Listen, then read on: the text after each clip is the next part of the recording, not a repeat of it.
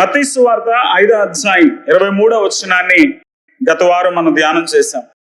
కావున నీవు బలిపీఠమునొద్ద అర్పణమును అర్పించుచుండగా అన్న మాటని ఆలోచన చేశాం.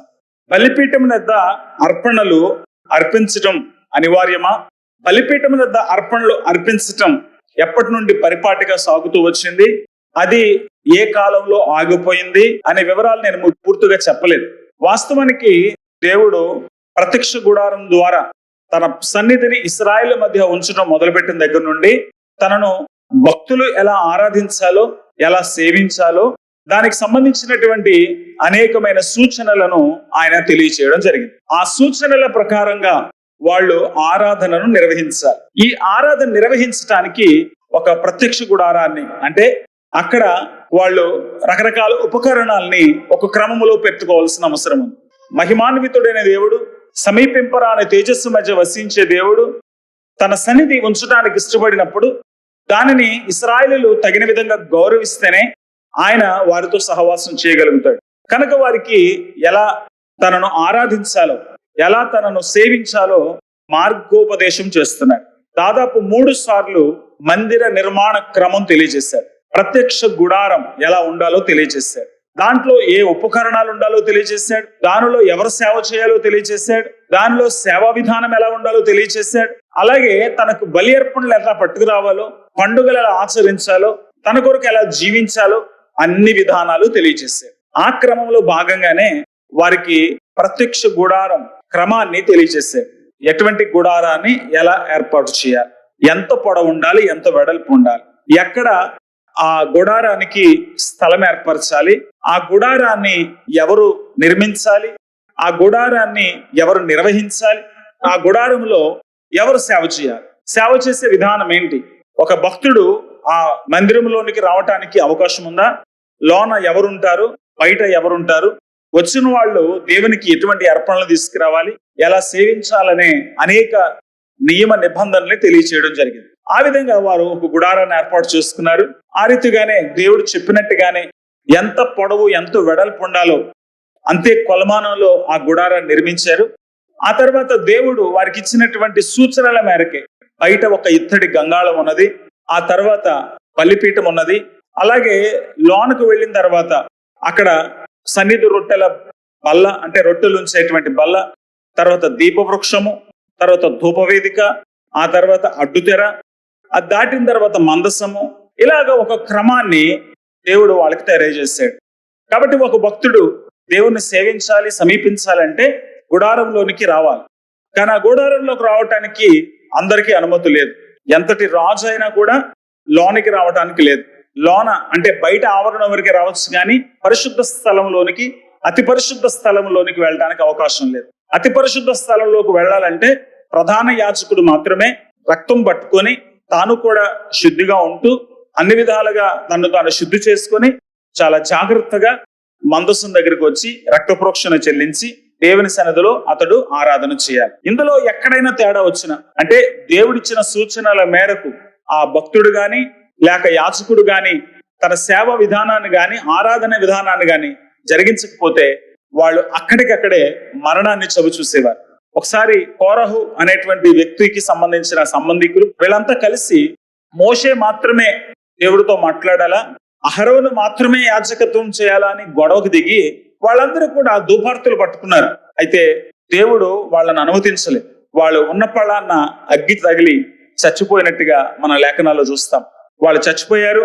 ఆ తర్వాత దేవుడు అహరోను సంతతిని మాత్రమే ఏర్పాటు చేసుకున్నాడన్న విషయం బాగా గట్టిగా స్థాపితమైంది. కాబట్టి అప్పటి నుండి సామాన్యమైనటువంటి భక్తులు సేవ చేసే ధైర్యం చేయకుండా యాజకులకు, అంటే లేవీల సంతతి వారికి మాత్రమే, మన ప్రాంతంలో బ్రాహ్మణులకు, అందులో కూడా ప్రత్యేకంగా కొన్ని గోత్రాల వాళ్ళకి ఆ పౌరహత్యం చేసేటువంటి పరిస్థితి ఎట్లా ఉందో ఆ రీతిగా అక్కడ కూడా అటువంటి పరిస్థితులే చోటు చేసుకున్నాయి.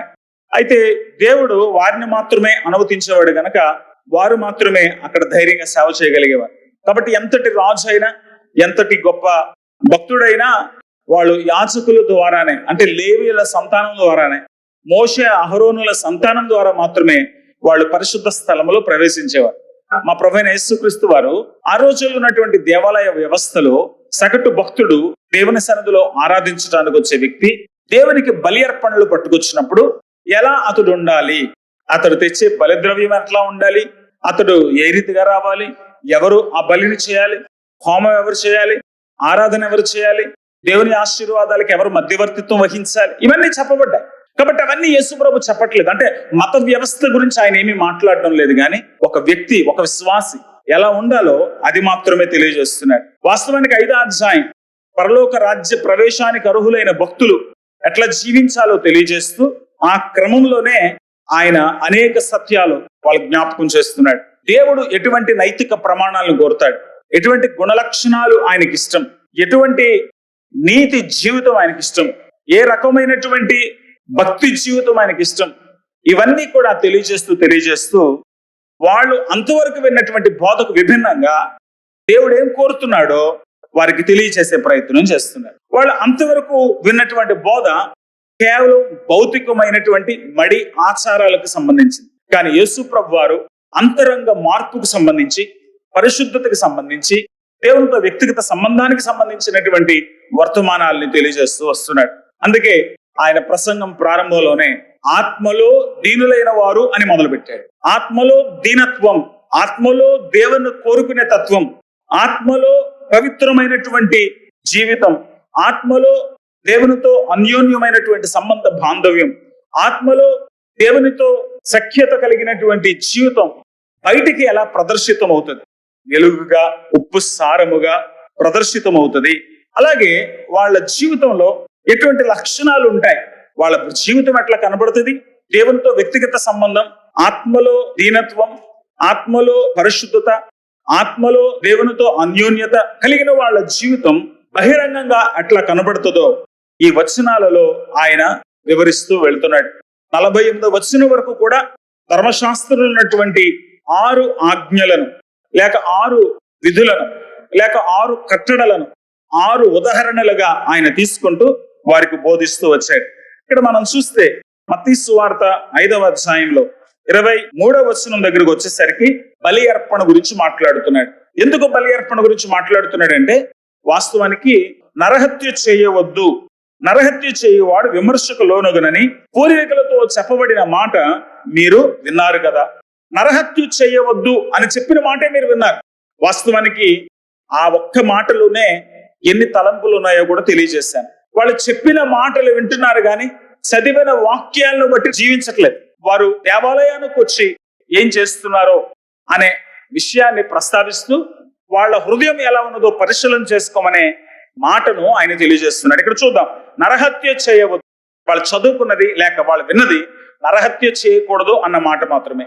కానీ ఆ మాట వెనకాల దేవుడు వారి నుంచి ఏం ఆశిస్తున్నాడు అది వాళ్ళు తెలుసుకోకుండా కేవలం దేవుని సన్నిధిలోకి వచ్చేస్తే ఎట్లా కుదురుతుంది? ఆ బలిద్రవ్యాల వల్ల ఏమైనా ప్రయోజనం ఉందా? ముందు అందరితో సమాధానము కలిగి ఉండాలి. అసలు మనలో ఏ లోపం ఉందో తెలుసుకునే ప్రయత్నం చేయాలి.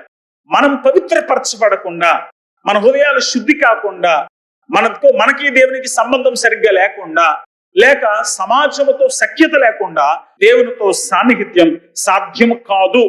ఇప్పుడు ఈ 23వ వచనంలోనే మనం మరొక భాగానికి వస్తాం. కావున నీవు బలిపీఠం వద్ద అర్పణము నర్పించుచుండగా, ఎవరైనా అర్పణం అర్పించేటప్పుడు ఏం చేస్తారు? నేను ఎంత శుభ్రమైన పాత్రలో తెచ్చాను, లేక ఎంత శ్రేష్టమైన పదార్థం తెచ్చాను, లేకపోతే ఎంత విలువ కలిగింది పట్టుకొచ్చాను అనే కదా చూస్తారు. కయ్యను హేబేలు అర్పణ ఎందుకు పదే పదే జ్ఞాపకం చేసుకుంటామంటే, కయ్యను మంచిదే పట్టుకొచ్చాడు, చెడ్డను పట్టుకొచ్చాడని ఏం కాదు. హేబేలు కూడా మంచిదే తెచ్చాడు, ఇద్దరు మంచిదే తెచ్చారు. దేవుడు కయ్యను అర్పణ తిరస్కరించాడు, హేబేలు అర్పణ మాత్రమే అంగీకరించాడు. ఎందుకు హేబేలు అర్పణ మాత్రమే అంగీకరించాడు అంటే అసలు కథ ఉంది. వాళ్ళు తెచ్చిన అర్పణ చూడటం లేదు, ఆయన తెచ్చిన వ్యక్తులను చూస్తున్నాడు. వాళ్ళ మనసు ఎలాగుంది, వాళ్ళు ఎలా తెస్తున్నారు, వాళ్ళు ఏ ఉద్దేశంతో తెస్తున్నారు, వాళ్ళు ఏ ఆలోచనతో తెస్తున్నారు, ఏ రకంగా వాళ్ళు పట్టుకొస్తున్నారు అనేది చూస్తున్నాడు. కానీ వాళ్ళు తెచ్చే అర్పణ మీద దృష్టి పెట్టడం. ఒక భక్తుడు దేవునికి ఏదైనా ఇవ్వాలి అని అనుకున్నప్పుడు, లేక దేవునికి ఏదైనా కృతజ్ఞతగా చెల్లించాలి అని అనుకున్నప్పుడు, లేక దేవుని సన్నిధిలో ఏదైనా నేను నైవేద్యంగా సమర్పించుదాం అని అనుకున్నప్పుడు, ఏ భక్తుడైనా ఆ తెచ్చే నైవేద్యాల మీదే దృష్టి పెడతారు కదా. మన వాళ్ళు ఏదైనా చేస్తున్నారు అనుకోండి, అమ్మో ఇది దేవుడికి ఇచ్చేదండి, మంచిది ఇద్దామని మంచి పువ్వులు, మంచి పళ్ళు, మంచి పలహారం, లేక మంచి మంచి పట్టుకొచ్చి పెడతారు. శ్రేష్టమైన పట్టుకొస్తారు, చాలా విలువైన పట్టుకొస్తారు. ఎందుకంటే వాళ్ళ మత వ్యవస్థనే చెప్తుంది, నువ్వు ఎంత విలువైన ఇస్తే నువ్వు ఇచ్చే దాన్ని బట్టి నీ మనసు లెక్కించబడద్దని. ఒక భక్తుని యొక్క భక్తి ఎట్లా లెక్కించబడుతుంది? అతడు చేసే అర్పణ బట్టి. నువ్వెంత దేవుడిని ప్రేమిస్తున్నావో ఎలా తెలుస్తుంది? నువ్వు మందిరానికి ఇచ్చే కానుకను బట్టి. నువ్వెంత కానుకిస్తున్నావో అది నీ ప్రేమకు ప్రతీక. నువ్వు దేవుడిని ఎక్కువ ప్రేమిస్తే నువ్వు ఎక్కువ ఇవ్వాలి దేవుడికి. అది మన క్రైస్తవ్యంలో బోధ. కానీ క్రీస్తు బోధ అది కాదు. క్రీస్తు బోధ ఏంటో తెలుసా? నువ్వు దేవుని దగ్గరికి అర్పణ తెచ్చేటప్పుడు అర్పణ కాదు ప్రాముఖ్యం, అర్పించే నీ హృదయం ప్రాముఖ్యం. నీ మనసు ఎలా ఉంది? నీ మనసులో దోషారోపణ ఉందా? నీ మనసులో పాప భావన ఉందా? నీ మనసులో అపరాధ భావం ఉందా? దానికి కారణం ఏంటి? దేవునికి నీకు ఏదైనా విభేదం వచ్చిందా? లేక దేవుని దగ్గరకు రాకముందు ఇంకెవరితోటైనా విభేదం వచ్చిందా? నీ మనస్సు ఎలాగుంది? ఎటువంటి మనసుతో, ఎటువంటి ఉద్దేశంతో, ఎటువంటి ఆలోచనతో నువ్వు కూర్చున్నావు? ఇది ఏ మతం చెప్పదు. వచ్చే భక్తుడు ఏ మనసుతో వచ్చాడు ఏ దేవుడు చూడు. ఆ దేవుడికి కానీ ఆ భక్తులకు కానీ అవి అవసరం లేదు. కానీ క్రైస్తవ్యంలో ఇవి ఆవశ్యకం. యేసుప్రభు వారు మత్తయి సువార్త 5వ అధ్యాయంలో 8వ వచనంలో చెప్తున్నారు, హృదయ శుద్ధి గల వారు ధన్యులు, వారు దేవుణ్ణి చూచెదరు. ఈ మాట నీ వస్త్రపు శుద్ధి కలిగిన వాడు ధన్యుడు అని అన్నాం అనుకోండి, మనకి ఇది తేలిక అర్థమవుతుంది. దేవుడి మందిరానికి వచ్చేటప్పుడు మనం తెల్ల బట్టలు వేసుకోవాలి. కాబట్టి దీన్ని హృదయంలో నుండి బట్టల దగ్గర తెచ్చేసారు గనక చాలా మంది బాప్తిస్మం అంటే ఇవాళ నుంచి నేను పవిత్రపరచబడుతున్నానని తెల్ల బట్టలు వేసుకుని అక్కడ బాప్తిస్మం రోజు కనపడుతుంది. కొన్ని సంఘాల్లో పళ్ళ తీసుకునేటప్పుడు అందరూ తెల్ల బట్టలు వేసుకుని వస్తారు. ఎందుకంటే తెల్ల బట్టలు పవిత్రతకి సూచన. దేవుడు నన్ను పవిత్రపరిచాడు. నువ్వు నీ పవిత్రత చూపించాల్సింది నీ బట్టల్లోనో, నీ గెడ్డంలోనో, నీ చీరల్లోనో, నువ్వు ఆభరణాలు పెట్టుకోవడం తీసేసుకోవడంలో కాదు. దేవుడితో నీకున్న సంబంధాన్ని నీ వైఖరిలో చూపించాలి, నీ వ్యక్తిత్వంలో చూపించాలి, నీ గుణ లక్షణాల్లో చూపించాలి. నీ స్వభావం ఎలా ఉందనే దేవుడు చూస్తున్నాడు. ఎందుకంటే బైబిల్ ప్రకటిస్తున్న దేవుడు ఆత్మస్వరూపి. యోహాను సువార్త 4వ అధ్యాయంలో 24వ వచనంలో యేసుక్రీస్తు ప్రభువారు సమరయ స్త్రీతో మాట్లాడుతూ ఏమంటున్నాడు? అమ్మ, దేవుడు ఆత్మస్వరూపి, ఆయన ఆరాధించువారు ఆత్మతోనూ సత్యముగా ఆరాధన చేయాలి. ఆత్మతో. ఎప్పటికీ ఈ వచనం అర్థం కాదండి. ఆత్మతో ఆరాధన చేయాలి. దేవుడు ఆత్మ.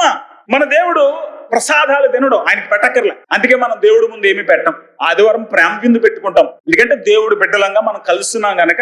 భోజనం మన సంతోషానికి సంకేతం గనక.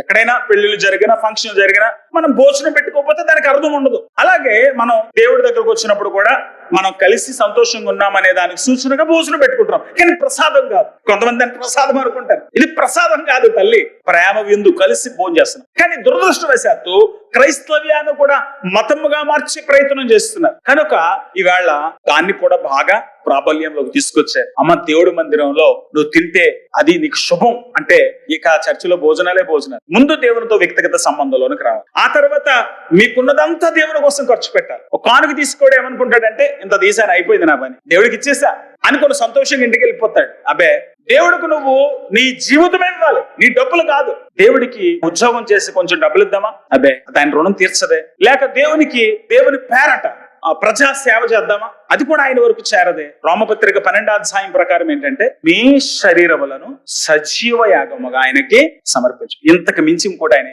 ఇంతకు మించి ఏమిచ్చినా ఆయన రుణం తీరదంతే.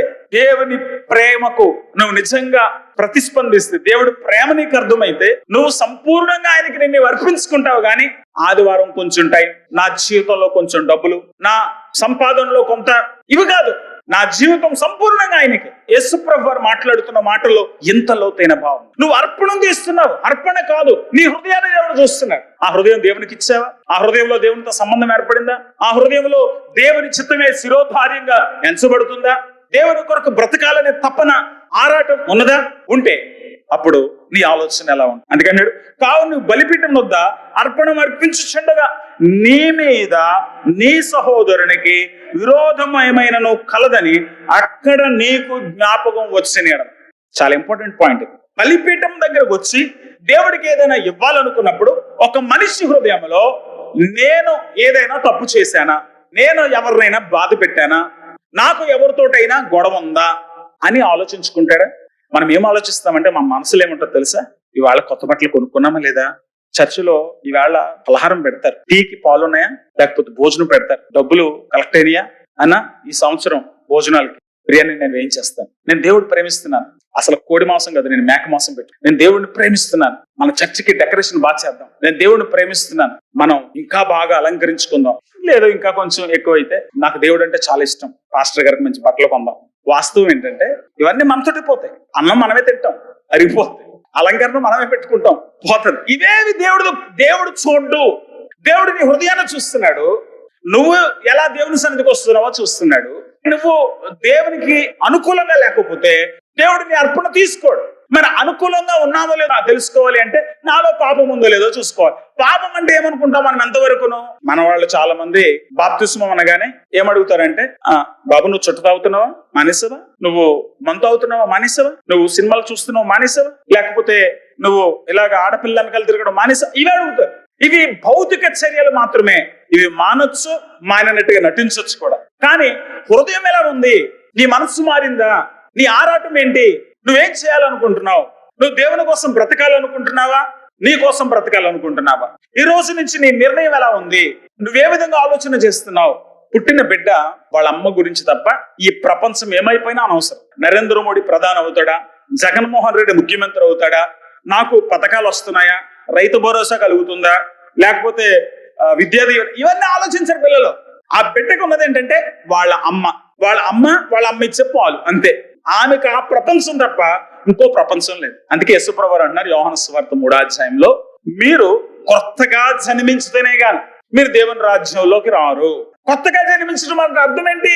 నువ్వు పాత జీవితం విడిచిపెట్టి, పాత బ్రతుకు విడిచిపెట్టి, ఈ పాప జీవితాన్ని అసహించుకొని నేను ప్రభు కొరకు జీవించాలి, నేను ప్రభు కోసం బ్రతకాలి, నా కోసం ఆయన ప్రాణం పెట్టాడు, నా కోసం ఆయన ఈ లోకంలోనికి వచ్చాడు, ఆయన నన్ను ప్రేమిస్తున్నాడు, నాకు ఆయన పరలోక రాజ్యాన్ని ఇవ్వడానికి ఇష్టపడుతున్నాడు, ఈ లోకంలో నా జీవితం అశాశ్వతం, ఒకరోజు నేను ఆయన దగ్గరికి వెళ్ళాలి, ఈ లోకంలో నేను ఎంత తిరిగినా ఎంత అనుభవించినా ఇదంతా వృధా, లోకమంతా కూడా వృధా, దేవునితో సహవాసం నిత్యం ఉంటుంది, దేవుడు నన్ను చూస్తున్నాడు, దేవుడు నన్ను ప్రేమిస్తున్నాడు, యేసు ప్రభు నా కోసం ఈ లోకంలోకి వచ్చాడు, కాబట్టి ఇక నుంచి నేను ఆయన కోసం జీవిస్తాను అనే నిర్ణయం వారు మనసుకి మొదటి మెట్టు. ఎప్పుడైతే ఈ ఆలోచన బయలుదేరిందో అప్పటి నుండి మార్పు మొదలవుతుంది. ఏ మార్పు మొదలవుతుందంటే, నేను దేవుని కోసం బ్రతకాలి అని అనుకున్నప్పుడు మిగతావన్నీ కాదనుకోవడం మొదలు పెడతాం. ఇప్పుడు మనం వేరే ఊరు వెళ్ళాలనుకుంటున్నాం, అమలాపురమే వెంటనే వెళ్ళాలి, బస్సు కోసం చూస్తున్నాం, బస్సు సౌండ్ కూడా వినపడుతుంది. ఈ లోపగా మీ మమ్మీ ఏమంటదంటే, అరే వెళ్ళిపోతున్నావు కదా కొంచెం అన్నం తినేసి వెళ్ళు అంటే, బస్సు వచ్చేస్తుంది ఎవడ తింటాడు అని మన పిల్లలు తల్లిదండ్రుల మీద కేకలేడు మీరు చూసే ఉంటారు. నాకు అనుమతి ఏముంది, బస్సు వెళ్ళిపోద్ది, నాకు అక్కడికి వెళ్ళేసరికి కాలేజీ టైం అయిపోద్దని వీళ్ళు పరుగుని వెళ్ళిపోతారు. కాలేజీకి వెళ్ళే వాళ్ళని చూడండి, ఎంత తింటారు, ఏం వేసుకుంటున్నారో లేదో కూడా చూడరు, గబగబా ఆ ఫోను, ఆ బ్యాగ్, ఆ పుస్తకాలు పెట్టుకుని వెళ్ళిపోతారు. సో వాళ్ళ ఆలోచన ఏంటంటే, నేను ఎంత త్వరగా వెళితే ఆ బస్సు నాకు దొరుకుతుంది, నేను త్వరగా వెళ్ళకపోతే ఆ బస్సు నాకు దొరకదు, అదొక్కటే మైండ్ లో ఉంటుంది, కానీ మిగతావన్నిటి మీద మనసు ఉంది. ఎప్పుడైతే నేను వెళ్ళాలన్న ఆలోచన వచ్చేసిందో మిగతావన్నీ పక్కన పెట్టేస్తారు. కాలేజీకి వెళ్ళేటువంటి వాళ్ళకి ఈ మాటలు అర్థమవుతాయి, కాలేజీకి వెళ్ళిన వాళ్ళకి అర్థం కావు. సరే, మిగతా విషయాలకి పోల్చి మీరే ఆలోచన చేసుకోండి. మన మనసులో దేనికి ఎక్కువ ప్రాముఖ్యత ఉంటుందో దానికోసం మనం నిర్ణయం చేసుకున్నప్పుడు మిగతావంతా పట్టించుకోం. తిన్నామో లేదో పట్టించుకోం, సరిగ్గా బట్టలు వేసుకున్నామో లేదో పట్టించుకోం, మనతో ఎవరైనా మాట్లాడుతున్నారో లేదో కూడా పట్టించుకోం. చూడండి, ఒక్కోసారి మన మనసు ఏదో ఆలోచనలు ఉండిపోదు, అప్పుడు పక్కోళ్ళు పిలిచి రే అని ఏదో చెప్తారు, మనం వినిపించుకో. అప్పుడు వచ్చి ఒక్కడు కొట్టి చెప్తున్నా నీకు వినపట్లేదు అంటే, ఏంటి ఏం చెప్తున్నావు అంట. ఎందుకంటే నీ మనసు ఏటో వెళ్ళిపోయింది. నీ మనసు ఏటో ఉన్నప్పుడు నువ్వు అవతల వ్యక్తి ఏం మాట్లాడుతున్నాడో పట్టించుకో. మంచికైతే మంచి ఆలోచనలుంటే నువ్వు లోకాన్ని పట్టించుకోకుండా, పాపాన్ని పట్టించుకోకుండా ప్రభువులో ఎదుగుతావు. అదే చెడుకైతే, చెడ్డ విషయాలు మనసులో ఉండిపోయాయి అనుకోండి, నువ్వు అన్ని మంచి విషయాలన్నీ కోల్పోతావు. కొంతమంది అదో మాలోకంలాగా ఆలోచించుకుంటూ బస్తో గుద్దించుకుని చచ్చిపోతున్నారు, అదో మాలోకంలాగా ఆలోచించుకుంటూ కాలంలో పడి కూడా చచ్చిపోతున్నారు, అదో మాలోకంలాగా ఆలోచించుకుంటూ లేనిపోని ప్రమాదాలకు గురవుతున్నారు. చెడుగా ఉంది, మంచిగా ఉంది. మంచి ఏంటంటే, నీ మనసు దేవుని ఆలోచనలతో నింపబడితే నువ్వు మారు మనసు పొంది నీ దృష్టిని మార్చేసుకుంటావు. కొలస్సీ పత్రిక 3వ అధ్యాయంలో చెప్పబడింది, నువ్వు పైన వాటిని వెతకడం మొదలు పెడతావు. నువ్వు దేవుని కొరకు బ్రతకాలనే ఆలోచనలోకి వెళ్ళిపోతావు. ఇక నుంచి నీకేది ప్రధానమైపోతుందంటే, నాకు దేవుడు ఉండాలి, దేవుడు నాతో ఉండాలంటే నేను ఎలా జీవించాలి, నేను ఎలా బ్రతకాలి, నేను ఎలా ఆయనతో సహవాసం చేయాలి, నేను ఆయన గురించి ఇంకా ఎక్కువగా ఏం నేర్చుకోవాలి, నేను ఇంకా ఎక్కువగా ఆయనలో ఎలా బలపడాలి, ఇంకా ఎక్కువగా నేను ఆయన గురించి తెలుసుకోవాల్సిన విషయాలు ఏమైనా ఉన్నాయా, నేను దేవునిలో ఉండాలంతే అనే నిర్ణయం నీ ప్రార్థన జీవితాన్ని తీసుకొస్తుంది, నీకు వాక్య ధ్యాన జీవితాన్ని తీసుకొస్తుంది, నీకు దేవుడితో మమేకమయ్యే అనుభవాన్ని తీసుకొస్తుంది, లోకం నుంచి నేను వేరు చేస్తుంది. ఒక పుట్టిన బిడ్డ ఎలా వాళ్ళ తల్లే తన సర్వ ప్రపంచమై ఆ తల్లి పాల కోసమే ఆశపడుతూ, ఆ తల్లి రొమ్ము కోసం ఆశపడుతూ, ఆ తల్లి ఒడిలోనే ఉండడానికి ఎలా ఇష్టపడుతుందో, నూతన జన్మ అనుభవం పొందిన వ్యక్తి దేవునితో అటువంటి అన్యోన్య సంబంధం కోసం నిరంతరం తహతహలాడుతూ ఉంటారు. అది మీలో ప్రారంభించబడకపోతే మీ ప్రాధాన్యతలు మారవు. మీ ప్రాధాన్యతలు మారకపోతే మీ జీవితం కూడా మారదు. చర్చికి రావాలి, అదే టైంలో ఎక్కడో ఫంక్షన్ వచ్చింది, నాకు ఏది ఇంపార్టెంట్ అనే దాంట్లో మనం డిసైడ్ అయిపోతాం కనుక ముందు సమయం దానికి ఇస్తాం. మిగతా అన్ఇంపార్టెంట్ అని కాదు, ఏది ఎక్కువ ప్రాముఖ్యమో దానికి ఎక్కువ సమయం ఇస్తాం. కొన్నిసార్లు ఎంతమంది ఉన్నా కొన్ని ఫోన్ కాల్స్ ఎత్తుకుంటాం. కొన్నిసార్లు మన చుట్టూ మనుషులు ఉన్నారని మన ఫోన్స్ స్విచ్ ఆఫ్ చేసి పక్కన పెడతాం. ఎందుకంటే కొన్నిసార్లు మన చుట్టూ ఉండే మనుషులు మనకి ఇంపార్టెంట్, మనకు వచ్చే ఫోన్స్ ఇంపార్టెంట్ కాదు. కొన్నిసార్లు మనకు ఫోన్ చేసే వ్యక్తి ఇంపార్టెంట్ కనుక మన చుట్టూ ఉన్న వాళ్ళతో ఒక్క నిమిషం ఉంటే అని పక్క ఫోన్ పట్టుకుని వెళ్ళిపోతాం. కొన్నిసార్లు మనం భోజనం మధ్యలో కూర్చుంటాం, ఒక్క నిమిషం ఆగండి అని కంచం దగ్గర అన్నం అలాగే విడిచిపెట్టి ఫోన్ పట్టుకొని పక్కన వెళ్తాం. మన ప్రాధాన్యత మనం ఎంచుకునే దాన్ని బట్టి మన జీవితాన్ని మనం నిర్ధారించుకుంటాం. ఇప్పుడు చాలా మంది దేవుని వాక్యానికి తమ జీవితంలో ప్రాధాన్యత ఇవ్వలేకపోతున్నారు. ఎందుకో తెలుసా? వాళ్ళకి అది ప్రధానమని అర్థం కాదు. ఎందుకు అర్థం కాలేదు తెలుసా? వాళ్ళు మారు మనసు పొందలే, వాళ్ళు పుట్టలేదు. పుట్టిన బిడ్డకి మీ అమ్మ పాలు తాగమ్మా అని చెప్పకర్లా. కాసేపు కనుక వాళ్ళ మమ్మీ కనపడకపోతే కాకి గోలైనా భరించగలం కానీ పిల్లల గోల భరించాలి. ఎవరు చెప్పారు వాళ్ళకి మీ మమ్మీ కనపడకపోతే ఏడు అని? ఎవరు చెప్పారు వాళ్ళకి మీ మమ్మీ పాలు మాత్రమే మంచి అని? అక్కడ అమ్మమ్మ నానమ్మ ఉంటది, వాళ్ళని అడిగి టీయో కాఫీ తాగొచ్చు కదా, లేకపోతే మీరు తెప్పించుకున్నట్టు ఇంత కూల్ డ్రింక్ బాటిల్ తెప్పించుకోవచ్చు కదా. ఆ పిల్లకి ఏమి తెలియదు. ఆ పిల్లకి తెలిసిన ప్రపంచం వాళ్ళ మమ్మీ ఇచ్చే పాలు, అంతే, ఇంకేమీ తెలియదు. మారు మనసు పొందితే నీకు దేవుడు తప్ప ఇంకేది ప్రధానం కాదు. ఏదైనా దేవుని కోణంలోంచి చూస్తాం. ఎక్కడికైనా కార్యక్రమానికి వెళ్ళాలి, దేవుని కోణంలోంచో చూస్తాం. నేను వెళ్తున్నాను, నేను దేవుడు పెట్టాను కదా, నేను ఆ ఫంక్షన్ లోకి వెళ్ళి వాళ్ళందరితో మాట్లాడుతూ వాళ్ళందరితో నేను ఏదైనా ఎంజాయ్ చేస్తే నా దేవుడు నాకు దూరం అయిపోతాడా? నన్ను చూసి ఆయన బాధపడతాడా? నా దేవుడికి నేను దూరం అవుతాను. నా ఫ్రెండ్స్ ఏముంది ఇవాళ కాకపోతే రేపు కలుస్తారు, నేను దేవుడిని కోల్పోకూడదని నిరంతరం జాగ్రత్తగానే ఉంటాను. సో నీ వ్యక్తిగత సంబంధం ఎలా ఉంటుందో అలాగే నీ వైఖరి మారిపోద్ది, నీ వ్యక్తిత్వం మారిపోద్ది, ఇతరులతో నీ సంబంధాలు మారి. బలిపీఠం మీద అర్పణ కాదు, బలి ద్రవ్యాన్ని తీసుకునే దేవుడు ఎలా చూస్తున్నాడు నన్ను, నేను ఇచ్చేది కాదు, నా దేవుడు నా నుంచి ఏం కోరుతున్నాడు, నేను ఆయన దగ్గరకు వస్తున్నాను, నేను ఎలా ఉన్నా. కొన్నిసార్లు కొన్ని ఫంక్షన్లకు మీరు వెళ్ళేటప్పుడు మంచి బట్టలు వేసుకున్నామా లేదా అని 10 సార్లు ఆలోచించుకుంటారు. ఏమే ఆ ఫంక్షన్కి వెళ్తున్నాను, నా బట్టలు బాగున్నాయా, నా చెవిదిద్దులు బాగున్నాయా, నా పువ్వులు బాగున్నాయా అని అడుగుతారు. మగవాళ్ళు ఏం తక్కువ తినలేదండి, వాళ్ళు తలస్తమాటు చదువుతారే ఉంటారు. అది బాగానే, అది ఇంకేముంటుందో బొచ్చులు ఎగుతూనే ఉంటుంది, దాన్ని ఇలా కొడతా ఉంటాడు. ఇంకా అస్తమాటు తల సవర్ చేసుకుంటూనే ఉంటారు. ఎందుకంటే ఫీలింగ్ ఏంటంటే నన్ను చూసిన వాళ్ళు సూపర్ హ్యాండ్సమ్ గాయ్, చాలా బాగున్నావు అని అన్నారు. ఆడపిల్ల అయితే నన్ను చూడగానే బ్యూటిఫుల్ అని నన్ను అనాలి. మన తాపత్రయం ఇది గనక మనం జాగ్రత్తగా మనల్ని మనం సరి చేసుకుంటాం. అదే దేవుణ్ణి చూసావని యెషయా గ్రంథం 6వ అధ్యాయంలో దేవుణ్ణి చూశాడు యెషయా భక్తుడు. చూడగానే తన గురించి తను ఆలోచించుకోవడం మొదలుపెట్టాడు. నిజంగా దేవుని స్పర్శను అనుభవిస్తే, నిజంగా దేవుని ముఖాన్ని చూస్తే, నిజంగా దేవుని నువ్వు గుర్తించగలిగితే, నిజంగా దేవుని సన్నిధి నువ్వు అనుభవించగలిగితే మరుక్షణం నీలో మార్పు స్టార్ట్ అయింది. ఎవడో చెప్పక్కర్లేదు. మనలో చాలా మంది చర్చికి వచ్చి కూర్చుంటున్నాం కానీ దేవుడు ఉన్నాడన్న జ్ఞానం కూడా మనకు లేదు, అస్సలు లేదు, కొంచెం కూడా లేదు. నటనే మొత్తం, క్రైస్తవ్యం అంతా నటనే. క్రైస్తవులు అందరూ నటన. నటించేవాడు నలుగురు ప్రార్థనకు వచ్చారో లేదో చూస్తాడు. దేవునితో సంబంధం కావాల్సిన వాడు నేను సమయానికి వెళ్ళానా లేదా అని చూస్తాడు. చూడండి, చాలా చోట్ల పాటలు పాడడానికి వస్తారనుకోండి, అమ్మ పాడతావా, మైక్ ఇస్తానంటే ఎవరు రాలేదు కదండి నాకు ఇచ్చి నేనేం పాడతానంటే, అంటే వీళ్ళందరూ వినాలి, వాళ్ళు చప్పట్లు కొట్టాలి, అందుకు పాడుతుంది కానీ ప్రభువుని ఆరాధించడానికి పాట పాడలేదు. చర్చికి వచ్చినప్పుడు ప్రార్థన చేయబట్టి కొంతమంది చేయరు, ఎందుకంటే అక్కడ ఎవడో లేడు వింటాను, అందరూ వచ్చాక చేస్తాను. మాకు ఏదైనా పెళ్లిళ్ళు చేస్తే సమస్య ఏంటంటే వచ్చిన 10 మందికి మేము అవకాశం ఇవ్వాలి. కొన్నిసార్లు అవకాశాలు ఇచ్చేసరికి అసలు కార్యక్రమానికి సమయం ఉండదు. ఎప్పుడు కూడా వీళ్ళు బయట ఎవరు నన్ను చూస్తున్నారు, బయట ఎవరు నా గురించి ఏం ఆలోచించుకుంటున్నారు, ఇదే ఆలోచిస్తున్నారు. ఎందుకంటే వీళ్ళకి దేవుడిని చూసే లక్షణం లేదు, దేవుడిని చూడలేదు. నువ్వు దేవుడిని చూస్తే ఆయన ఏమనుకుంటున్నాడో, ఆయన నా లోపల ఏం చూస్తున్నాడో, నేను ఎలా ఉన్నానో వెంటనే ఆలోచన వచ్చేస్తుంది. యెషయా దేవుడు చూస్తున్నాడు. యెషయా గ్రంథం 6వ అధ్యాయంలో ఆ అత్యున్నత సింహాసనమును సమీపింపరాని తేజస్సు మధ్యన వసించినటువంటి ఆ పరిశుద్ధుడైన దేవుడిని చూస్తా ఉంటే వెంటనే తన పాపం గుర్తొచ్చింది.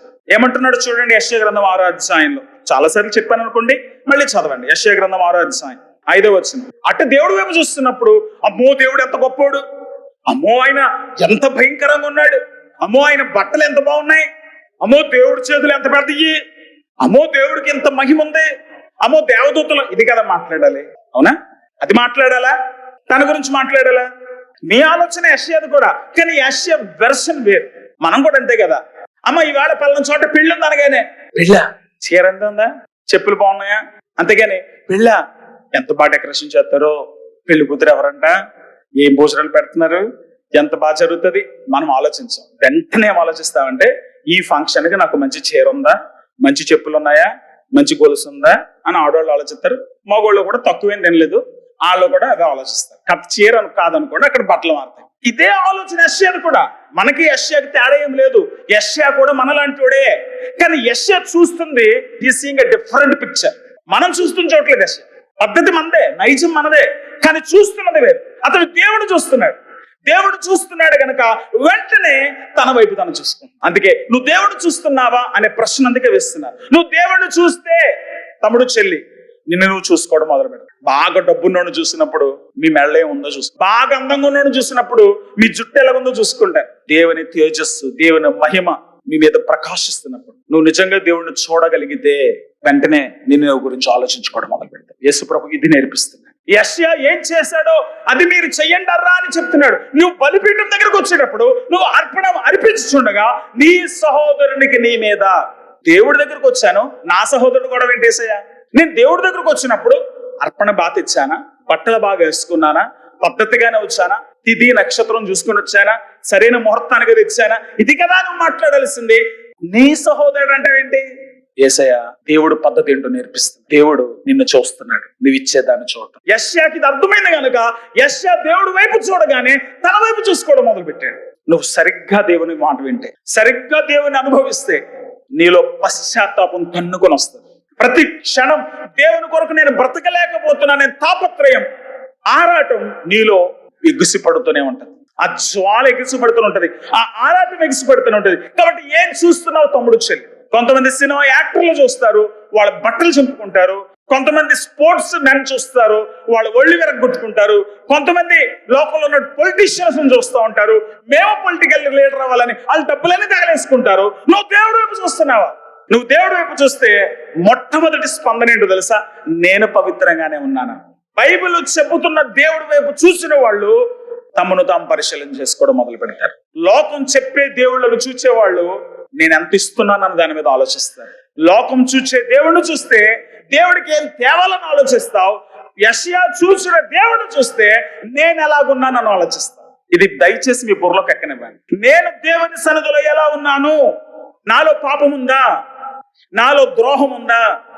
నాలో కోపం ఉందా? నాలో ద్వేషం ఉందా? నేను దేవునికి అనుకూలంగా ఉంటున్నానంటే దేవుడు నన్ను చూసి సంతోషించగలుగుతున్నాడా? ఎవరికి వస్తుంది ఈ ఆలోచన? ఎవరు చూస్తారు దేవుణ్ణి? ఎవరు మారుతారు ఎలాగా? ఇంకొక ఆలోచన చెప్తాను. పరిశుద్ధాత్మ దేవుడు నీ జీవితంలో కార్యం చేస్తున్నాడు. అందరూ దేవుడి సన్నిధికి వస్తున్నాం, కానీ అందరూ పరిశుద్ధాత్మ చేత తాకపట్టడం లేదు. పరిశుద్ధాత్ముడు తాకటం లేదు అని చెప్పట్లేదు నేను.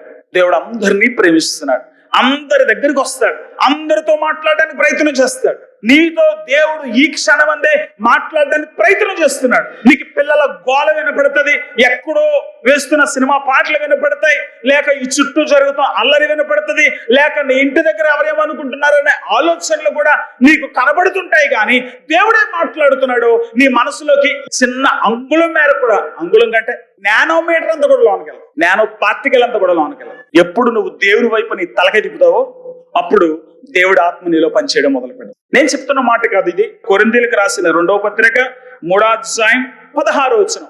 వారి హృదయము ప్రభు వైపునకు ఎప్పుడు తిరుగునో అప్పుడు ముసుగు తీసివేయబడును. ప్రభువే ఆత్మ, ప్రభు యొక్క ఆత్మ ఎక్కడ ఉండునో అక్కడ స్వాతంత్ర్యం ఉండును.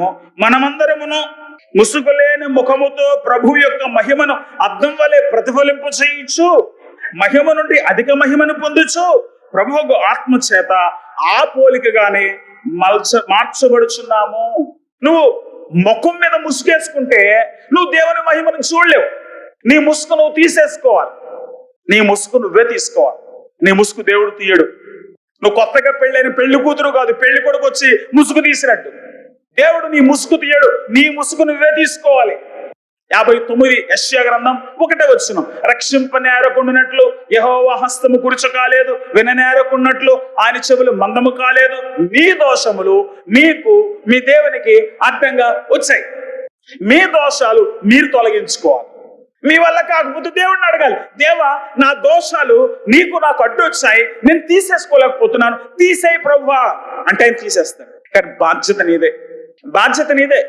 స్కూల్కి వెళ్ళి చదువుకోవాల్సిన బాధ్యత పిల్లలదే. వాళ్ళకి అర్థం కాకపోతే టీచర్ని అడగాలి. మాకు అర్థం కావట్లేదంటే టీచర్స్ చెప్తారు. లేదు అర్థం కావట్లేదంటే తల్లిదండ్రులు అడగాలి, మమ్మీ నేను చదువుకోలేకపోతున్నాను, నాకు ఏదైనా చెప్పవా? ఆవిడ చెప్పలేకపోతే ట్యూషన్ పెట్టిస్తారు. చదువుకోవాల్సిన పిల్లలు చదువు మీద దృష్టి పెట్టుకోకుండా ఆడుకోవడం మీద దృష్టి పెట్టారు అనుకోండి, ఏమవుతుంది? వాళ్ళ భవిష్యత్తు క్షవరమై. అందరి పిల్లలు చక్కగా ఉన్నత స్థితికి వెళ్తా ఉంటే వీళ్ళు వీధుల వంట దౌర్భాగ్యులుగా తిరుగుతూ ఉంటారు. అలాగే నీ భవిష్యత్తు నీ చేతిలో ఉంది. నువ్వు దేవుని కోసం బ్రతకాలి అన్న ఆలోచన బయలుదేరిందా? నీ మనసు దేవుడి మీద పెట్టడానికి ప్రయత్నం చేయి. నీ దృష్టి యేసు వైపుకు మార్చు. నువ్వు లోకం వైపు చూస్తా ఉంటే యేసయ్య నీ హృదయంలో పనిచేయడం కష్టం. నువ్వు పాపం వైపు చూస్తావంటే పరిశుద్ధాత్మ దేవుడు నీలో పనిచేయడం కష్టం. చాలా మంది దేవుడు తన ఆత్మను నాకు ఇవ్వాలి అని ప్రార్థన చేస్తారు, భాషలు మాట్లాడతారు, డాన్సులు వేస్తారు, పాటలు పాడతారు, కానీ బయటకు వెళ్ళి బూతులు కూడా తిడతారు.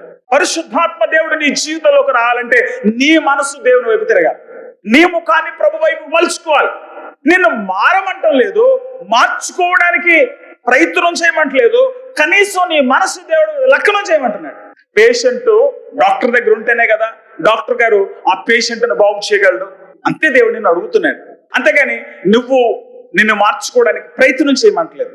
మన ప్రయత్నంలో మేము విఫలం అవ్వచ్చు, సఫలం అవ్వచ్చు, కానీ దేవుడు కోరుతుంది నీ మనసు నా మీద పెట్టు, నా వైపు చూడు, నన్ను చూడు, నేను నిన్ను ఎంత ప్రేమిస్తున్నానో చూడు, నేను నీకోసం ఎంత ఆలోచిస్తున్నానో చూడు, దయచేసి నా మీద మనసు పెట్టు, నువ్వు నా మీద మనసు పెట్టు, నా మీద దృష్టి పెట్టు, నాతో ఉండాలనేటువంటి ఆలోచన పెట్టుకో, నేను నిన్ను మార్చుకుంటాను. మనల్ని మనం మార్చుకోలేమండి. మనం మంచివాళ్ళం కాదు. ప్రార్థన చేసుకుందామని మోకరించుదాం, ఎవడో ఫోన్ చేస్తాడు, ఫోన్కి దగ్గరికి వెళ్ళాలనిపిస్తుంది కానీ ప్రార్థనలో ఉండాలనిపించదు. ప్రార్థన చేద్దామని మోకరించుదాం, ఏదో జ్ఞాపకం వస్తుంది, ఇది చెయ్యకపోతే కొంప మునిగిపోద్ది అనిపిస్తుంది, వెంటనే లేచిపోతాం. మనం మంచోళ్ళం కాదు, మన మనసులు మంచి కాదు. అందుకే యేసు ప్రభుకి ఈ సమస్య అంతా తెలిసి అంటున్నాడు, నువ్వు నీ మనసు నా మీద పెట్టడానికి ట్రై చేయి, దానికి కూడా నేను సాయం చేస్తాను. నువ్వు నీ ముఖం నా వైపు తిప్పుకొని నా దగ్గరికి వచ్చి యథార్థంగా, దేవా నేను నీ కోసం బ్రతకాలనుకుంటున్నాను, నీ చిత్తం చేయాలనుకుంటున్నాను, నిన్ను చూడాలనుకుంటున్నాను, నీతో నడవాలనుకుంటున్నాను, దయచేసి నాకు సహాయం చేయి అని మనస్ఫూర్తిగా ఒక్కసారైనా ప్రార్థన చేయి. మరుక్షణం నుండి దేవుడు నిన్ను మార్చుకోవడం మొదలు పెడతాడు. ఆయన చూసుకుంటాడు ఆ పని. But he needs your permission. కంప్యూటర్లో మేము ఏదైనా చేస్తున్నాం అనుకోండి, అది వెంటనే అడుగుతుంది, ఈ పని చేయమంటావా? ఎస్ ఆర్ నో అస్తమాట అడుగుతుంది. ఈవెన్ మీ ఫోన్లో మీరు ఒక అప్లికేషన్ ఇన్స్టాల్ చేసుకుంటామంటే అది మిమ్మల్ని అడుగుతుంది, నీ ఫొటోస్ చూడొచ్చా, నీ ఫోన్ కాల్స్ చూడొచ్చా, నీ లొకేషన్ షేర్ చేసుకోవచ్చా, పర్మిషన్ ఇస్తావా అని నేను అప్లికేషన్ అడుగుతుంది. మీరేమంటారంటే అప్లికేషన్ కదండి అడుగుతుంది. దేవుడు ఎందుకు? లేదు, దేవుడు మర్యాదస్తుడు. మన దేవుడు చాలా మర్యాదస్తుడు. మన దేవుడు బలవంతుడుగా ఉండి బలహీనుల్ని లొంగ తీసుకునేటువంటి నిరంకుశుడు కాదు. ఆయన చాలా పద్ధతైనడు. పిలిస్తే గాని నీ జీవితంలోకి రాడు, నువ్వు అవకాశం ఇస్తే గాని నీ జీవితంలో పనిచేయడు. నువ్వు ఆయన వైపు చూస్తేనే తప్ప ఆయన నీకు సహాయం చేయలేడు. ఆయన విధానం అది. ఆయన విధానంలోనే నువ్వు పని చేయాలి. అబ్బాబే దేవా నువ్వు నీ పనులు చేసుకో, నా పని నేను చేసుకుంటానంటే కుదరదు. నువ్వు నీ జీవితం మీద సమస్తమైన వాటి మీద ఆయనకు అధికారం ఇవ్వాలి. సామెతల గ్రంథం 3వ అధ్యాయం 5-7 వచనాల్లో నీ ప్రవర్తన అంతటి మీద ఆయన అధికారానికి ఒప్పుకో, ఆయన అధికారానికి ఒప్పుకో, అప్పుడు ఆయన నీ త్రోవలను సరళము చేయి.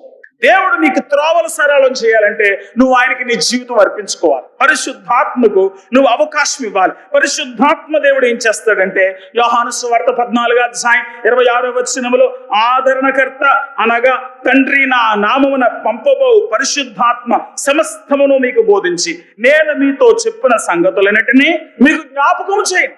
ఎప్పుడు పరిశుద్ధాత్మ దేవుడు నీ జీవితంలోకి వస్తాడో నీకు వాక్యం జ్ఞాపకం చేస్తాడు. పరిశుద్ధాత్మ దేవుడు నీ జీవితంలో ఉన్నప్పుడు కక్షలు కార్పణ్యాలు తీసుకురాడు. నిన్ను వాడింత మాట అన్నాడు, రా, నువ్వు మనిషివేనా, పౌరుషం లేదా, నువ్వు మగోడు కాదా, వెళ్ళి వాడు అంతు చూడు అని అనేది దెయ్యం మాట. పరిశుద్ధాత్మ దేవుడు నీ జీవితాలకు వస్తే పోన్లే, సహించుకో, భరించుకో, క్షమించే, వదిలే, ఏం పర్వాలేదు, నేనున్నాను నీకు. పరిశుద్ధాత్మ దేవుడు పనిచేసే విధానం ఎలా ఉంటుంది? ఆయన దేవుని మాటలు గుర్తు చేస్తాడు, యేసయ్య మాటలు గుర్తు చేస్తాడు, యేసుతో నీ సాన్నిహిత్యాన్ని పెంచుతాడు. యోహాను సువార్త 16:8 ఆయన వచ్చి పాపమును గూర్చియో, నీతిని గూర్చియో, తీర్పును గూర్చియో లోకమును ఒప్పింపచేయును. ఆయన ఒప్పింప చేస్తాడు. 16:13 అయితే ఆయన అనగా సత్యస్వరూపి అయిన ఆత్మ వచ్చినప్పుడు మిమ్మల్ని సర్వసత్యములోనికి నడిపించును. ఆయన తనంతటి తానే ఏమయు బోధింపక వేటిని వినునో వాటిని బోధించి సంభవింపబో సంగతులను నీకు తెలియజేయు. పరిశుద్ధాత్మ దేవుడు నీ జీవితంలోకి వచ్చినప్పుడు దేవుడు మాటలు, యేసయ్య మాటలు జ్ఞాపకం చేస్తాడు. పరిశుద్ధాత్మ దేవుడు నీ జీవితంలోకి వచ్చినప్పుడు నువ్వు పాపివి అని నీ మనసులో గుచ్చుతాడు. యేసయ్య పంపించిన పరిశుద్ధాత్మ దేవుడు నీ జీవితంలోకి వచ్చినప్పుడు సంభవింపవో సంగతులు చెప్తాడు. ఇదిగో ఉగ్రత రాబోతుంది, ఇదిగో యేసయ్య పరిపాలన రాబోతుంది, ఇదిగో దేవుడు నీ మీద తీర్పు తీర్చబోతున్నాడు, లేక ఇదిగో పలానా రోజు నువ్వు మరణం అవుతావు, నువ్వు దేవుడు చూడబోతున్నావు, ఇదిగో నువ్వు ఇలా సహించుకుంటే రేపు నువ్వు మహిమ కిరీటం, జీవ కిరీటం ఉంటాయి, ఇదిగో నువ్వెంత భరించుకుంటే దేవుడు నీకు ఇటువంటి బహుమానం ఇస్తాడు. సంభవింపబోవు సంగతులను జ్ఞాపకం చేస్తాడు, వాక్యాన్ని జ్ఞాపకం చేస్తాడు, నీలో ఉన్న పాపాన్ని జ్ఞాపకం చేస్తాడు, నీ భవిష్యత్తుని జ్ఞాపకం చేస్తాడు. ఇంకేముంది? ఆయన నా వాటిలోనివి తీసుకొని మీకు తెలియచేయను గనక నన్ను మహిమపరచును. పరిశుద్ధాత్ముడు చేసే మరొక పని ఏంటో తెలుసా? దేవుణ్ణి మహిమపరిచేటట్టుగా చేస్తాడు. ఇదెవడో బోధించట్లే అన్న, పరిశుద్ధాత్మ నా జీవితంలోకి వస్తే ఏం జరుగుతుందంటే పవర్ వస్తుంది. పవర్ వస్తుంది. నీకెంత పవర్ వస్తుందంటే, నువ్వు పరిశుద్ధాత్మ పొందితే నువ్వెవడు నెత్తి మీద చేస్తే వాడు పడిపోతాడు అంతే. నువ్వు పరిశుద్ధాత్మ శక్తి పొందితే నువ్వేం మాట్లాడితే జరిగిపోతాయి. నువ్వు పరిశుద్ధాత్మ శక్తి పొందితే నీకు అందరి జీవితాలు తెలిసిపోతాయి. ఇది చెప్పలేదు ఇక్కడ. పరిశుద్ధాత్ముడి నీ జీవితంలోకి వస్తే యేసయ్య మాటలు మీకు జ్ఞాపకం చేస్తాడు. నీకు యేసయ్య మాటలు జ్ఞాపకం వస్తున్నాయా అంటే పరిశుద్ధాత్ముడు నీలో పనిచేస్తున్నాడు. నేను పాపిని, అయ్యో నేను నీతిగా దేవుని కోసం బతకలేకపోతున్నాను, అయ్యో దేవునికి అనుకూలంగా జీవించలేకపోతున్నాననే తాపత్రయం నీలో కలుగుతుందా అంటే పరిశుద్ధాత్మ దేవుడు నీలో పనిచేస్తున్నాడు. నా భవిష్యత్తు ఏంటి? నేను దేవుడి ముందు నిలబడినప్పుడు ఎటువంటి బహుమానం పొందుతాను? ఆయన నన్ను చూసినప్పుడు బలా నమ్మకమైన నా మంచి దోస్తుడు అంటాడా? నన్ను చూడగానే ఏంట్రా నీ బతుకంతా వేస్ట్ చేస్తావంటాడా? నాకు ఎటువంటి రిజల్ట్ రాబోతుంది, ఎటువంటి బహుమానం రాబోతుంది? నేను ఆ బహుమానం పొందాలంటే ఇంకా నా జీవితాన్ని ఎలా మార్చుకోవాలనే ఆలోచన కలుగుతుందా అంటే పరిశుద్ధాత్ముడు నీలో పని చేస్తున్నాడు. నీ జీవితం దేవునికి మహిమకరంగా ఉండాలని అనుక్షణం ప్రయత్నం చేస్తున్నావా? అనుక్షణం. కొంతమంది తమ భర్తల ముందు అందంగా కనపడాలని అన్ని పూసుకుంటారు వాళ్ళ భర్త వచ్చేసరికి. కొంతమంది తమ భార్యల ముందు బాగా ఉండాలని చాలా జాగ్రత్తగా ఉంటారు.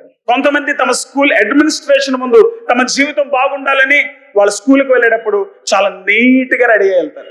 కొంతమంది వాళ్ళ కాలేజ్ మేట్స్ ముందు, కొంతమంది వాళ్ళు వెళ్తున్నటువంటి ఫంక్షన్ లో వాళ్ళ కొలీగ్స్ ముందు, అందరి ముందు నేను ఎలా ఉంటున్నాను, ద వే ఐ డ్రెస్ ఎలా ఉంది, నన్ను చూసిన వాళ్ళు గుడ్ బాగున్నాం అని అంటారా, డిగ్నిఫైడ్ గా ఉన్నాను అని అనుకుంటారా అని అనుక్షణం దీని గురించి ఆలోచన చేస్తుంటారు. వాళ్ళ బట్టల మీద వాళ్ళు పెట్టే శ్రద్ధ కనీసం దేవుడి మీద పెడితే ఎంత బాగుంటది. నన్ను బట్టి దేవుడు మహిమపరచబడతాడా? నా మాటలు ఎలాగున్నాయి? నన్ను చూసిన వాళ్ళు దేవుని మహిమపరుస్తున్నారా? నా ప్రవర్తన ఎలాగుంది? దాన్ని చూసిన వాళ్ళు దేవుని దగ్గరకు వస్తున్నారా? నన్ను దేవుడు రేపు పొద్దున ఆయన దగ్గర చేర్చుకున్నప్పుడు వెల్ డన్ మై సన్, బాగా చేసావురా, సూపర్ జీవించావు, నా గౌరవం పెంచావు, నా మర్యాద పెంచావు, ఇదిగో నువ్వు చేసిన పని వల్ల ఇంతమంది సబ్స్క్రైబర్స్ నాకు వచ్చారు, ఇవాళ నా ఛానల్కి ఇంత రేటింగ్ పెరిగింది అంటే ఇప్పుడు కుర్రోళ్ళ భాషలో మాట్లాడుతున్నాను. ఇది కదా అర్థమవుతుంది. తెల్లవారు లేచిన దగ్గర నుంచి ఫేస్బుక్ లో పోస్ట్ పెట్టానా, ఎవరు లైక్ చేశాడు, ఎన్ని లైకులు వచ్చాయి, ఎంతమంది నన్ను చూస్తున్నారు. కానీ నేనేమంటానంటే ఆ మాత్రం శ్రద్ధ నన్ను దేవుడు చూస్తున్నాడు, నా బట్టి దేవునికి మహిమ కలగాలి. యేసయ్య అన్నాడు బలిపీఠం దగ్గరికి వచ్చినప్పుడు బలిద్రవ్యం కాదు. నువ్వు దేవుడితో సరిగ్గా ఉన్నావా? ఇతరులతో నువ్వు సరిగ్గా ఉన్నావా? యేసయ్య వైపు చూడాలి అని అంటే పరిశుద్ధాత్మ దేవుడు సహాయం చేయాలని చెప్పాను కదా. పరిశుద్ధాత్మ దేవుడు సహాయం చేయాలంటే నువ్వు వాక్యం సరిగ్గా వినాలి. 143వ కీర్తన 5వ చరణం, 143వ కీర్తన 5వ చరణం దయచేసి చూడండి. పూర్వ దినములను జ్ఞాపకం చేసుకొనుచున్నాను, నీ క్రియలన్నీ ధ్యానించుచున్నాను, నేను నీ చేతుల పని యోచించుచున్నా. ఈ ఒక్క మాటలో ఎన్ని భావాలు ఉన్నాయి తెలుసా? ఈయన దావీదు గారు దేవుని ఆరాధించడానికి వచ్చాడు. దేవుని ఆరాధించడానికి వచ్చినప్పుడు దేవుని గుణలక్షణాల గురించి ఆలోచించాలి, దేవుని వాక్యం గురించి ఆలోచించాలి. కానీ ఇవన్నీ వింటా ఉంటే అక్కడ యెషయా తన వైపు తన చూసుకున్నట్టే దేవుని వాక్యం వింటా ఉంటే తన పూర్వ దినాలు జ్ఞాపకం వచ్చాయి. 143వ కీర్తన 5వ వచనం, నా పూర్వ దినాలు గుర్తొచ్చాయి. నువ్వు సరిగ్గా వాక్యం అంటే నీ జీవితం అంతా గిర్రం తిరుగుతుంది నీ ముందు. మీరు సరిగ్గా వాక్యం వింటే నీ బ్రతుకంతా నీ ముందు తిరుగుతూ ఉంటుంది.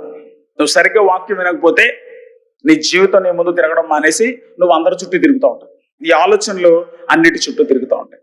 తమ్ముడు చెల్లి, నిజంగా దేవుడు నిన్ను దృష్టిస్తున్నాడని నీకు అర్థమవుతుందా? దేవుని చూస్తున్నావా అంటే నువ్వు ధన్యుడివే. చూడలేకపోతున్నావంటే పరిశుద్ధాత్మ నీకు సహాయం చేయట్లేదు అనమాట.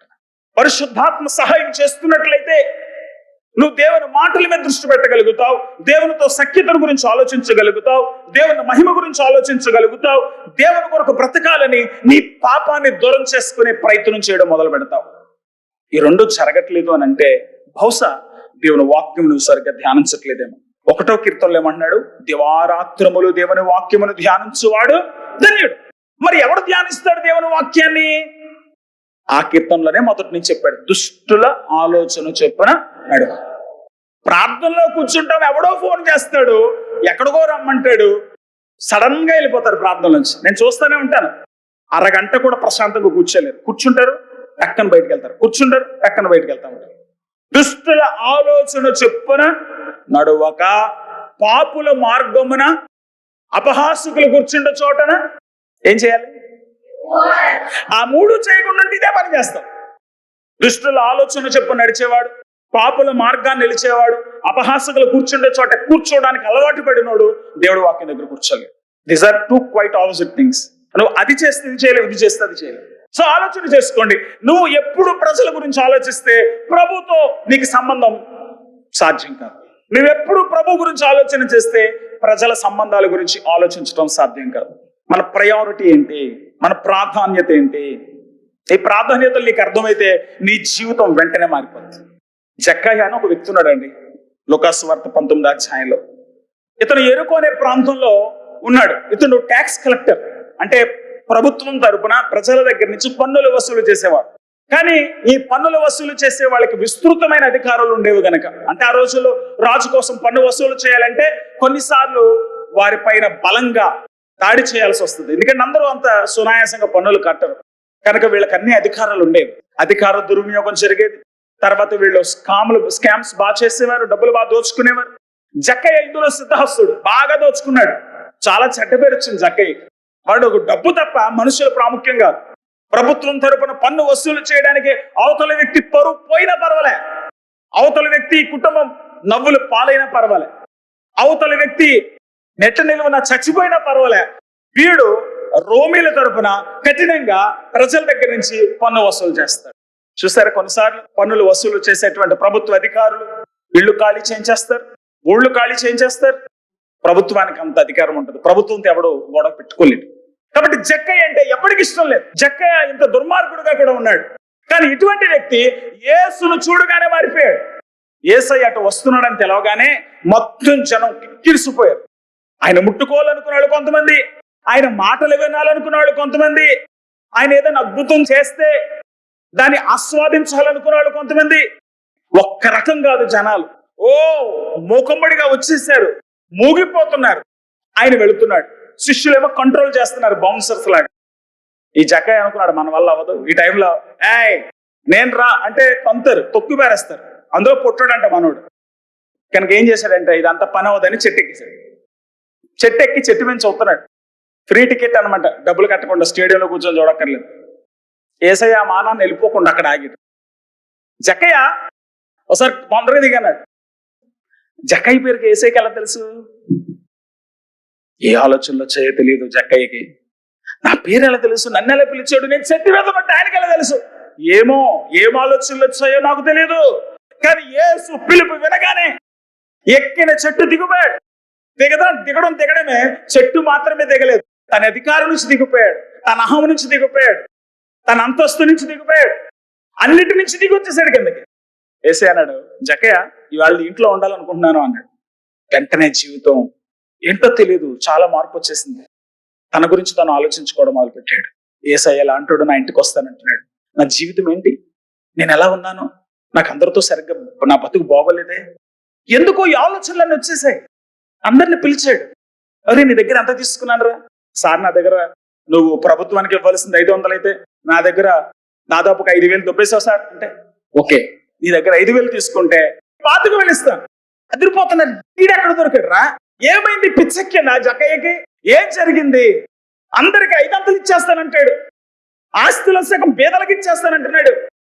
ఏసైని ఇంటికి పిలిచి భోజనం పెడుతున్నాడు. వాళ్ళ ఆవిడ పక్కన పిలిచి ఏమని ఉండాలంటే, నీకు ఆవేశం బాగా ఎక్కువైపోయింది, కొంచెం తగ్గు. ఏసై వచ్చాడు, మళ్ళీ వెళ్ళిపోతాడు, ఆయన వెనకాల వెళ్ళిపోతారు అనుకుంటున్నావా? మా సంగతి ఏంటి అక్కడ నిలబడు ప్రసంగాలు చేస్తున్నావు, 500 ఇచ్చేస్తాను, సగం ఇచ్చేస్తాను. నీకు ఆవేశం ఎక్కువైపోయింది, తగ్గించుకో. నీకు ఆనందం ఎక్కువైపోయింది, తగ్గించుకో. లాస్ట్ వీక్ ఉండాలి, ఎందుకంటే అందరి భార్యలు అంతే. మగవాళ్ళు ఏమైనా మాట్లాడితే ఇలా రావయ్య అని పక్క వెళ్తారు. ఏంటి మాట్లాడుతున్నా, కొంచెం జాగ్రత్తగా మాట్లాడు. పాపం జక్కయ్య భార్య ఎంత మంచిదో నాకు తెలియదు, కానీ జక్కయ్య ఎక్కడ సమస్యలు ఎదుర్కొన్నట్టు కనపడలేదు. యేసయ్య అన్నాడు, ఇతడును అబ్రహాము కుమారుడే. అబ్రహాము కుమారుడు. అబ్రహాం పేరెత్తాడు. ఎందుకో తెలుసా? అబ్రహాము నువ్వు నా వెనకాల వస్తావా అంటే, అబ్రహాము అన్ని విడిచిపెట్టి వచ్చేసాడు. నా భవిష్యత్తు ఏమో ఆలోచించుకోలేదు, దేవుడు నన్ను పిలిచాడు అని దేవుడు నమ్మి దేవుడు వెనకాల ఫాలో అవడం మొదలు పెట్టాడు. ఇంకేమీ ఆలోచించుకోలేదు, నా భవిష్యత్తు ఏంటని ఆలోచించుకోలేదు. దేవుడికి ఇటువంటి వాళ్ళు ఇష్టం. ఇతడు అబ్రహాము కుమారుడే. ఎందుకు అయ్యాడో తెలుసా? ఎందుకంటే ఈవేళ ఇంటికి రక్షణ వచ్చింది. ఎందుకు జరిగింది ఇదంతా? జక్కయ్య యేసయ్యను చూడగానే ఇతరులతో తన సంబంధాల గురించి ఆలోచించాడు. మత్తయి సువార్త 5వ అధ్యాయం 23వ వచనాన్ని ఎవరైనా లేఖనాల్లో నెరవేర్చారంటే జక్కయ్య నెరవేర్చాడు. నిస్సందేహంగా చెప్పొచ్చు, నిస్సందేహంగా చెప్పొచ్చు. నువ్వు దేవుని వాక్యాన్ని సరిగ్గా వింటే, దేవుని ఆత్మతో నింపబడితే, దేవుని ముఖాన్ని చూడగలిగితే జక్కయ్యలాగా నీ జీవితం 100 మారి తీరుతుంది, సందేహం లేదు. అందుకే నువ్వు బలిపీఠం మీద అర్పణ అర్పించేటప్పుడు ఒక్కసారి ఆలోచించుకో అంటున్నాడు యేసయ్య. ఎవరు ఆలోచించుకుంటారు? ఏ మనిషి ఆలోచించుకోడే? ఆలోచించుకుంటారు ఎవరో తెలుసా? దేవుని చూచిన వాడు, దేవుని ఆత్మతో నింపబడిన వాడు, దేవుని వాక్యాన్ని అర్థం చేసుకున్నవాడు, దేవుని చిత్తాన్ని అర్థం చేసుకున్నవాడు, దేవుని మనస్సును అర్థం చేసుకున్నవాడు, దేవుని కొరకు బ్రతకాలను ఆలోచన చేస్తాడు. కానీ అందరూ అలా ఉండరు కదా. ఇర్మియా గ్రంథంలో ఇర్మియా నెత్తి నోరు బాదుకుంటూ 40 ఏళ్లుగా ప్రజలకు చెప్తున్నాడు, అరే బబులోనీలు ఇచ్చి దాడి చేస్తారు, బబులోనీలు వచ్చి ఈ ప్రాంతాన్ని కాల్చేస్తారు, దయచేసి మారు మనసు పొందండి, ఎప్పటికీ మించిపోయింది లేదు. మీరు దేవుడు వైపు తిరిగితే, మీ బ్రతుకులు మార్చుకుంటే, నేనేం చేశాను అని మీరు మీ జీవితం గురించి ఆలోచించుకుంటే, మీ సంబంధాలు మార్చుకొని, ఇతరులతో మీ సంబంధ బాంధవ్యాలు మార్చుకొని, దేవునితో మీకున్నటువంటి సంబంధ బాంధవ్యాలు కనుక మార్చుకుంటే మీ భవిష్యత్తు బాగుంటుంది అని చెప్తే ఒక్కడు వెళ్ళదంట. అందుకనే ఇర్మియా గ్రంథం 8వ అధ్యాయం 5వ వచనంలో ఇర్మియా ఇట్లా మాట్లాడుతున్నాడు, యెరూషలేము ప్రజలు ఏల విశ్వాసఘాతుకులై యెరూషలేము ప్రజలు ఏల విశ్వాసఘాతుకులై నిత్యము ద్రోహం చేయించున్నారు. ఎందుకు ఇంకా ద్రోహం చేస్తున్నారు? ఎందుకు ఇంకా మోసం చేస్తున్నారు? వారు మోసంను ఆశ్రయం చేసుకుని తిరిగి రామని ఎలా చెప్పుచున్నారు. నేను చెవియొగ్గి వారి మాటలు విన్నాను. దేవుడు అంటున్నాడు ఇర్మియా ద్వారా, నేను వాళ్ళ మాటలు వింటున్నాను, పనికి మాలిన మాటలు వారు ఆడుకొనుచున్నారు. పనికి మాలిన మాటలు మాట్లాడుకుంటున్నారు. కానీ దేవుడి దగ్గరకు వచ్చే ముందు, దేవుని ఆశీర్వాదాలు కావాలనుకునే ముందు, దేవుడి సహాయం కావాలనుకునే ముందు, మాకు దేవుడు మందిరం ఉంది, మా దేవుడు చాలా గొప్పోడు, ఈ ప్రగల్భాలు పలకడం మానేయండి. మీ ముందు దేవుడు మందిరం ఉంటే ఏంటి, లేకపోతే ఏంటి? దేవుడు మీతో ఉన్నాడా? దేవుడు మీలో ఉన్నాడా? దేవుడితో మీ సంబంధం ఎలాగుంది? మీ జీవితం ఎలాగుంది? నేనేం చేశాను? నేనేం తప్పు చేస్తున్నాను? ఏ విషయంలో నేను దేవునికి దూరం అయిపోతున్నాను? ఏ విషయంలో దేవుని నామానికి అవమానం తెస్తున్నాను? ఏ విషయంలో నేను యేసు ప్రభు గాయాలు రేపుతున్నానని ఎవరికి వారు ఆలోచించుకోవాలి. నేనేమి చేసితనని తన చెడుతమును గురించి పశ్చాత్తాపపడివాడు ఒకడును లేకపోయేను. ఒక్కడు కూడా తన గురించి తను ఆలోచించుకోవడం లేదంట. యుద్ధానికి జొరబడి గుర్రం వలె ప్రతివాడు తనకిష్టమైన మార్గమును తిరుగుతున్నాడు. యుద్ధంలోకి గుర్రం ఎలా వెళ్తుంది? గుర్రానికి కేర్లెస్నెస్ ఎక్కువ, పట్టించుకోదు. దేని బాంబేసిన పట్టించుకోదు, కత్తి పట్టుకున్న పట్టించుకోదు, దానికి పరిగెట్టడం ఇష్టం అంతే. ఇలా వీళ్ళు తమ సమస్యల్లోనికి, తమ శ్రమల్లోనికి, తమ మీదకి దేవుడు కుమ్మరిస్తున్న ఉగ్రతలోనికి పరిగెత్తుకుంటూ వెళ్ళిపోతున్నారు. కనీసం పశువులకున్న జ్ఞానం లేదు. ఆకాశం ఆలోచించు, భూమి చెవియొగ్గు, గాడిదకి అర్థమవుతుంది, కానీ నా ప్రజలకు అర్థం అవట్లేదు. ఎందుకు అర్థం అవుతుంది కానీ నా ప్రజలకు అర్థం అవట్లేదు? ఇక్కడ చెప్తున్నాడు, ఆకాశములకు ఎగురు సంకుబుడి కొంగకైనను తన కాలము నెరుగును. ఆకాశంలో ఎగిరే కొంగకు కూడా టైమ్స్ తెలుసు. ఏ టైంలో ఫిష్ ఎక్కడ దొరుకుతుంది, ఏ టైంలో ఎక్కడికి వెళ్ళాలి, ఏ టైంలో ఎక్కడ చల్లగాళ్ళు వస్తాయి, ఏ టైంలో ఎక్కడ క్లైమేట్ బాగుంటది. అందుకే మా దగ్గర కొల్లేరు అనే ప్రాంతం ఉంది, అక్కడ పక్షులన్నీ వస్తాయి. వాటికి కాలాలు తెలుసు. తెల్ల గొవ్వయు మంగళగత్తి పిట్టయు ఓద కొరకును తాము రావలసిన కాలము ఎరుగును. ఏ టైంలో ఎక్కడికి వెళ్ళి తమ భవిష్యత్తు ప్రొటెక్ట్ చేసుకోవాలో వాటికి తెలుసు. కానీ మనుషులకు అర్థం కావట్లేదు. మనుషులకు అర్థం కాదు. వీళ్ళు ఏమంటారంటే, ఈ భూమి మాది, ఈ దేశం మాది అని ఆకలితో చచ్చిపోతాడు. అక్కడ ఈ భూమి ఈ గాడిద గుడ్డు వదిలే, ఎక్కడ నీళ్లు దొరుకుతాయో, ఎక్కడ భవిష్యత్తు ఉంటుందో, ఎక్కడ నీ బ్రతుకు తెరువు బాగుంటుందో, ఎక్కడ నీ బిడ్డలు నువ్వు క్షేమంగా ఉండగలరు, అక్కడికి వెళ్ళు. నీ జీవితం ప్రాముఖ్యం. నా ప్రజలకు అర్థం కావట్లేదు, నేనెంత ప్రాముఖ్యం అర్థం కావట్లేదు. ఇర్మీయా గ్రంథం 17వ అధ్యాయంలో అంటాడు, యెహోవాను నమ్ముకునేవాడు ధన్యుడు, తన దేవుని ఆశ్రయించేవాడు ధన్యుడు. నువ్వు దేవుని ఆశ్రయిస్తున్నావా? ఒకటి ఆలోచన చేసుకో. నీ జీవితం ఎలా ఉంది? నువ్వు పవిత్రంగానే ఉన్నావా? నీ జీవితం సమాధానకరంగానే ఉందా? దేవుడు స్వాగతించగలిగిన విధంగానే ఉందా? దేవుడిని నిజంగా దర్శించాడా? దర్శించితే నువ్వు ఏం తెస్తున్నావు అన్న దానికంటే ఎలా ఉన్నావు అన్న దాని గురించి ఆలోచన చేస్తావు. నీ జీవితం దేవునితో ఎలా ఉంది? దేవునితో నీకు అన్యోన్య సంబంధం ఉందా? పరిశుద్ధాత్మతో నింపబడ్డావా? అయితే పాపం గురించి ఒప్పింప చేయబడతావు. ప్రభు మాటలు నీ జ్ఞాపకంలోకి వస్తూ ఉంటాయి. ప్రభుని మహిమపరచాలనేదే నీకు శిరోధార్యం అయిపోతుంది.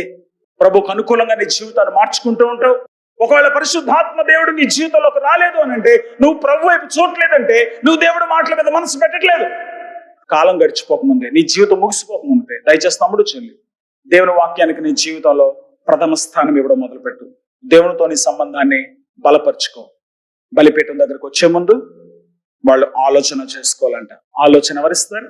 పరిశుద్ధాత్మ దేవుడు ఇస్తారు. ఆలోచన ఎవరిస్తారు? దేవుని వాక్యం ఇస్తుంది. ఆలోచన ఎవరిస్తారు? దేవుని సన్నిధిని అనుభవించినప్పుడు ఆలోచన దాని అంతటా అదే వస్తుంది. జక్కయ్య యేసును చూశాడు, తన జీవితాన్ని దేవునికి గుర్తుగా ఇచ్చాడు. ముఖ్యంగా అందరితో సమాధాన పడ్డాడు. నీవు దేవునితో నీ జీవితాన్ని పెంపొందించుకోవాలి అని అనుకుంటే, ముందు నువ్వు ఇతరులతో ఎవరెవరికి నువ్వు అభ్యంతరకరంగా ఉన్నావో, ఎవరెవరితో నువ్వు విరోధంగా ఉన్నావో, ఎక్కడెక్కడ నీకు అనైక్యత ఉన్నదో అవన్నీ సరి చేసుకోవాలి. నువ్వు మారు మనసు పొందకుండా, అంటే మారు మనసు అంటే మనసులో మార్పు మాత్రమే కాదు, నీ చర్యలలో, నీ అడవడికలో, నీ వైఖరిలో మార్పు రాకుండా దేవుడు నీ ఆరాధనని స్వీకరించలేదు.